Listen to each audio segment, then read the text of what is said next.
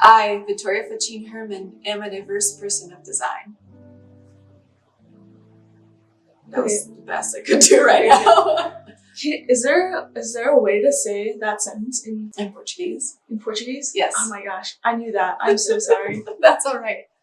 I know it's not Spanish. That I'm 100% for sure on. Yes.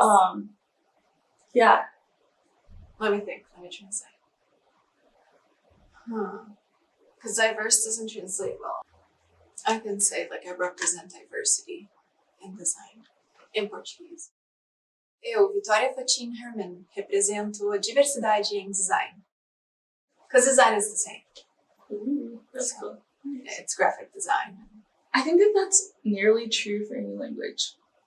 Yeah. Because if we're talking about the profession, if we're talking about project, yeah. Because like English kind of brings a lot of words into design, where in Brazil we have very like different words, like we have project, development. I don't know. It's very different. Yeah, like I know like in Spanish and Italian you can say like diseñar, but most people will just, if you just say I'm in graphic design, like they'll understand. Mm-hmm. And that, I don't know, that's just what I learned from studying abroad. Yeah. Cool. We say like with a different accent. Design graphical. That's sweet. Thanks so much, Vitoria, for introducing yourself in Portuguese. And yeah, let's talk big. So first, could you just introduce yourself, who you are, your major, basic? All right. I am originally from Brazil. I'm working towards my Master of Fine Arts in Graphic Design, and I am set to graduate in May, so that's pretty exciting. And I'm going to ask you a sort of complex question right now, but it's going to sound super simple, but I really want you to like take a second first to think about it. Who are you? That's a really hard question. Yeah, I've been thinking a lot about that lately, especially with finishing grad school and going into the real world. You know, it's kind of complicated, but ethnically and all that, I am Brazilian, so I am Latina. I do identify as so, but I'm also white, so there's a couple differences there. I also identify as a woman, so whatever privileges and also hardships that come with that, I'm well aware of it. I'm well aware of my position within where I am, but also trying to break whatever boundaries might come. I'm trying to break into the academic world and become a professor. So having those interviews is also been interesting to kind of shape who I am professionally. But personally, I like to think of myself as someone who's really resilient and tries to work really hard for what I want. And otherwise I wouldn't be here. So hope that answers it. I don't know. Yeah, it actually also answers my next question. So you already touched on a couple of identities. Mm-hmm. And what are your pronouns? She, her, hers. And do you think that your identities influence your work? Yes, I don't think there's a way to do what we do as graphic designers and even educators. You know, I consider myself an educator. To do what we do without letting that be part of the reason or influence it in any way. I think a lot about how I relate to students. So how can I show them more than what is canon in graphic design, more of what is European and Western? So how can I be this point of where I can show that a lot of people do a lot of different things, and a lot of different things can also be graphic design. And by things, I mean like different works of art by different artists, and trying to bring these different conversations into the classroom. I think it's very important and relevant to what we do today. And it's almost impossible to touch upon what we do without being not political, but the world is a lot more complex than putting type on a page. So we need to have those conversations. Yeah, I kind of got lost there. I don't know, it's just something I'm very passionate about. So I've taken feminist art history courses in undergrad and graduate school, and trying to think about other ways to represent that. One thing that really stood out to me when I took those classes, both here in the US, is that they never showed a Brazilian artist that I'm very passionate about, Tarsila do Amaral. And I was like, she's a woman artist, and she was right there in the modernist movement in Brazil. Why aren't y'all talking about her too? So even within that, that open conversation, I felt like I was not 100% represented in that space, but at least I knew that I had the opportunity to bring that into what we talk about. So I never felt like I was excluded in any way, which it's a privilege in itself. So I always felt like I was able to bring that up in conversation and try to insert her as the artist in that.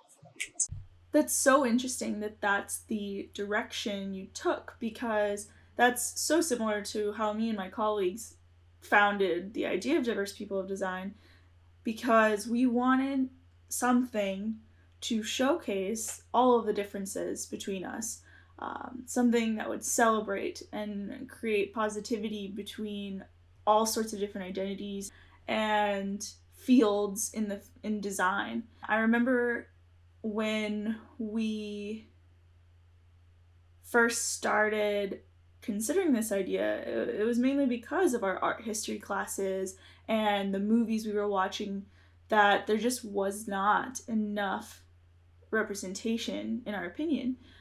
Because when you look around the College of Design, you just see so many different people and faces, and there really should be more of those examples that you're referencing. I personally would love to have seen some Brazilian artists. I don't even know if I could name one off the top of my head. But yeah, so We talked a little bit about your pronouns, and we talked about your identities. And we talked about your undergraduate, your journey a little bit. But I'm curious about the work you've done, and have you done any projects specifically to address your identities that you hold? Actually, I haven't. I've been thinking about that since you started with, you sent me an email. I've been thinking about that. And I know that another person in the program was saying she did a show with people from different identities and different origins, and how their work may or may not relate to it. And since then, I've been thinking a lot about if my work represents me, represents my identity. And, in some ways I think so, but more importantly, I think what I do represents what I believe. So I'm doing a lot of work with teaching now, like how people learn and how I can reach students more successfully and keep students engaged in the classroom. So that is something I believe in. It's not, but therefore it's also connected to my identity in some way, but I haven't done any work specifically to my identity as a woman or my identity as a Latina or as an international student. I've done things in the background. I've been involved in transfer students society when I was an undergrad, and I always try to help other international students that haven't been here for as long as I have, because I know I have a little bit more. I've been in the US for over 5 years now, and I've done part of my undergrad here too. So I've got a little bit of that experience that I can help other people. But my work as a designer is more focused on how I can bridge different disciplines together. So I've done work with cultural anthropology and material culture, or consumption in general. So I've done work with fast fashion, criticizing it. So it's a lot more about what we do as people rather than who I am as a person. I want to do something that involves everybody and helps people think critically about what they are doing and how they are relating to either each other or how we ourselves build identity. So it's a lot. I don't know. It's a lot more complicated than it should be probably, but yeah, I don't know. My work is a lot more about our relationship with society that rather than my own. I don't know if that's good or bad. It's just different. Do you feel treated differently from others based on a particular identity? Not necessarily, but I think it's also because my English is really good. Just to brag a little bit. But I don't know, like I always get compliments on, oh, your English is really good. You barely have an accent or you have no accent. So I think because of that, I might have gotten different opportunities than other people or, passed as American, which can bring its own like box of benefits with it, of privileges. And, it's all my own hard work of trying to learn the language and trying to understand it and watching a lot of movies and trying to mimic what people are doing, sound wise. So I know that has helped a lot. But I also don't think I could ever speak with an accent either. That's not who I am. I think it's like a family thing. Like my dad is really good at mimicking sounds. So even when he travels around Brazil, he gets like the accent of the area. So it's kind of like a family thing too. But I know that has helped me.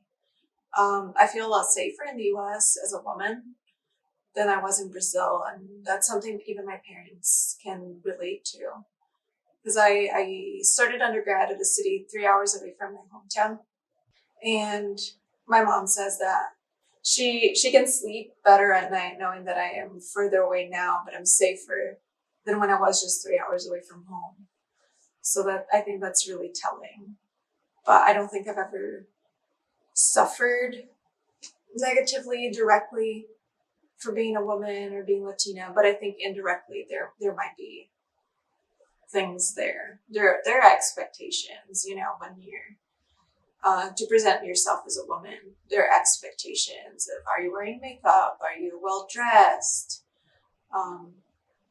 There are certain things. And even now that I'm looking for jobs in academia, I've been a lot more aware of what I look like to others.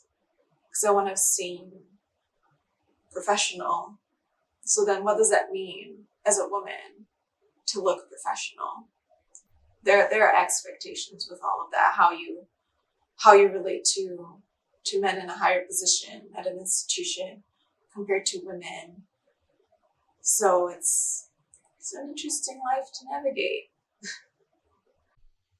Yeah, I remember specifically my freshman year in my undergrad that it was actually the president of the university, it was his wife, that had a whole class to just talk to us women about professional attire. What does it mean for business casual? What does it mean for business? The different types of dresses and exactly which outfit was for what. And that just kind of blows my mind how many restrictions or expectations we have. Yeah, there are many different facets. What are your strengths and weaknesses in design? In design, I think my strengths are, definitely not my patience. That's from weaknesses. I think that's easier. I like to say that I have a hard time playing with color. For some reason, I do like to stay with a more strict color palette. I've been trying to get away from that and force myself into doing things that are difficult. For strengths, I think I'm pretty okay with type.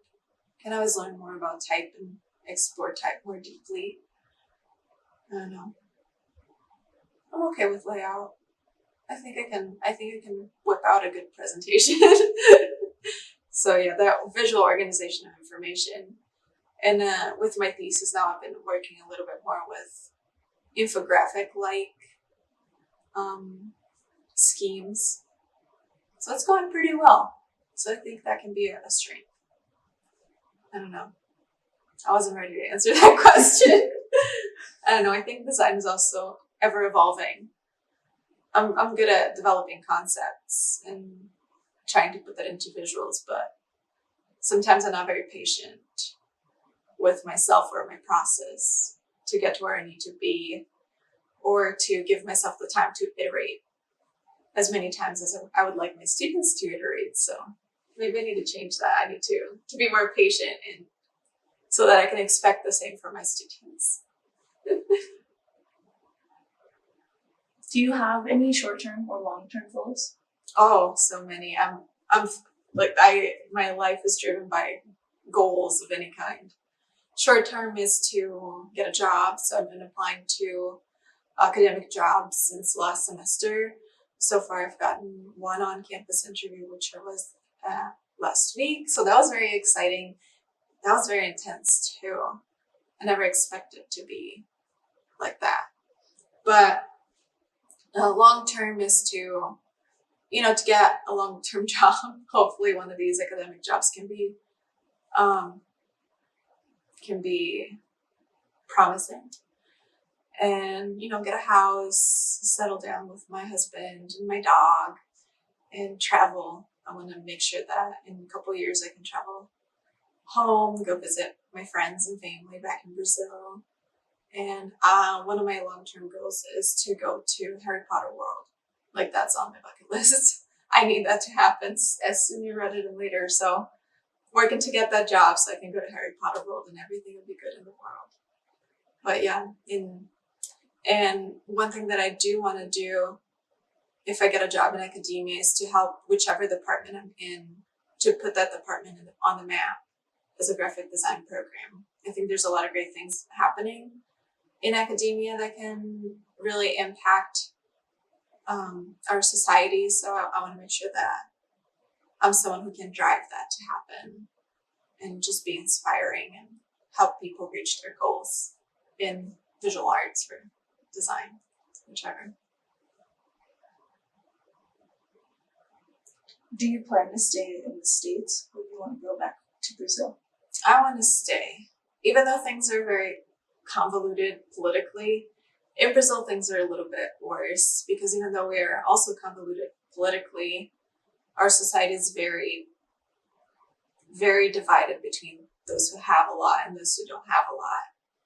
And even though the US is similar, the more I stay here, the more I see, each society is very complicated.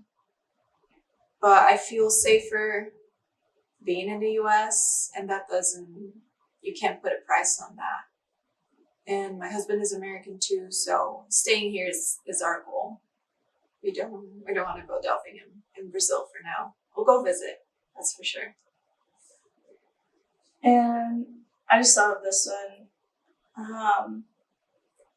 Is there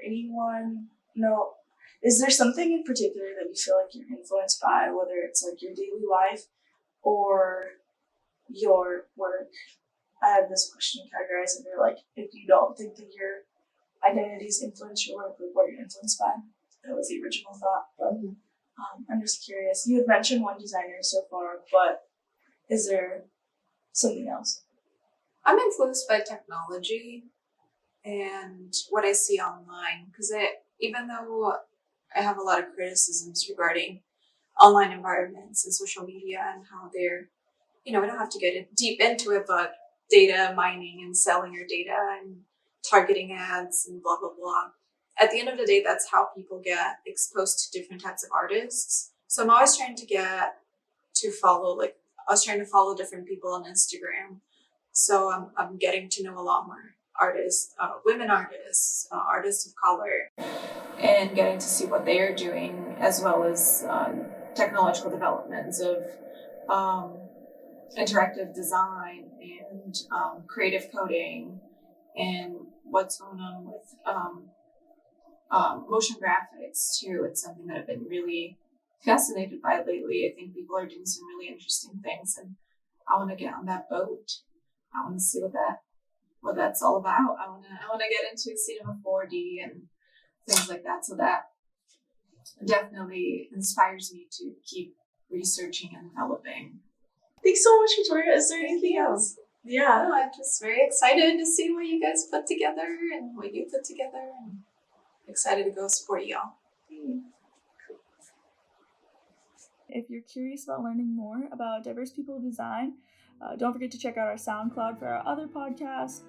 It's /diverse people of design, or we got Instagram, diverse people of design, or diverse pod on Twitter and Facebook. And lastly, if you love us and you'd like to support us on Patreon, you can also find us there. So all in all, I hope you guys have an amazing rest of your day, and we'll catch you in the next one. See ya.